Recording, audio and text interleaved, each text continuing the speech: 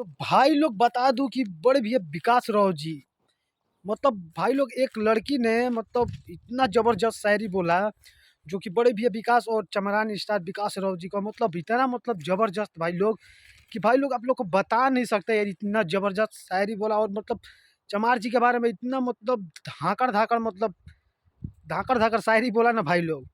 और इतना बड़े भैया विकास राव जी के सपोर्ट में वीडियो बनाए कि मतलब आप लोगों को बता नहीं सकता दोस्तों। कुछ फोटो है, देख लीजिए भाई लोग, जो कि होली पकड़ बनाए हुए थे दोस्तों। और काफ़ी शानदार वीडियो था दोस्तों, और बहुत तगड़ा लेवल का भाई लोग। तो भाई लोग सोचा कि क्यों ना आप लोगों को बता दिया जाए कि हाँ, एकदम ब्रांड लेवल का दोस्तों, एकदम भाई लोग बता नहीं सकता आप लोगों को। तो भाई लोग ऐसे ही प्यार और सपोर्ट करते रहिए, तो आखिर दोस्तों ऐसे ही ब्रांड ब्रांड सॉन्ग आता रहेगा आप लोगों के बीच। और मार्केट में दोस्तों बज रहा है दोस्तों, और भी बजेगा।